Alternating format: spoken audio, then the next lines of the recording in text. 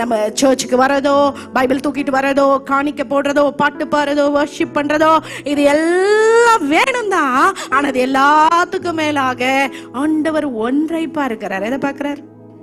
சத்தமா சத்தமா இருதயத்தை கர்த்தர் பார்க்கிறார்.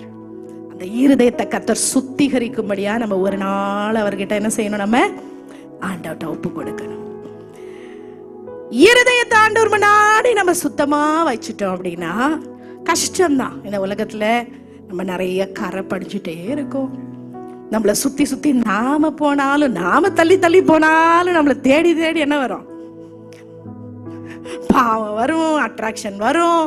அப்பதான் ஃப்ரெண்ட்ஸ் கூப்பிடுவாங்க, அப்பதான் ஜாலியா என்ஜாய் பண்ணலாம்னு சொல்லுவாங்க, அப்பதான் பிடிச்ச வீடியோவா வரும், அப்படியே அப்பதான் ரொம்ப இன்ட்ரெஸ்டா இருக்கும். எல்லாம் நம்முடைய வாழ்க்கையில இருந்தாலும் அதனாலதான் ஒரு நாள் நம்ம ஆண்டவரை நோக்கி, அப்பா எனக்கு உதவி செய்ய. நம்ம ஜெபம் பண்ணல, என் இருதயத்தை நீங்க ஆராய்ந்து பாரும் ஆண்டவரே, வேதனை உண்டாக்கும் வழிகள் என்னிடத்தில் உண்டோ என்று என்னை பாருங்க. தினமும் ஜெபிக்கணும். சொல்லுங்க இந்த வசனத்தை எல்லாரும். வேதனை உண்டாக்கும் வழிகள் என்னிடத்தில் உண்டோ என்று என் இருதயத்தை நீங்க ஆராய்ந்து பாருங்க. ஒவ்வொரு நாளும் ஜெபிக்கணும். ஒவ்வொரு நாளும் ஆண்டவர்ட்ட கேட்கணும், என் இருதயத்தை கழுவுங்கப்பா, என் இருதயத்தை நீங்க சுத்திகரிங்கப்பா. ஏன் தெரியுமா? இருதயம் பொல்லாதது.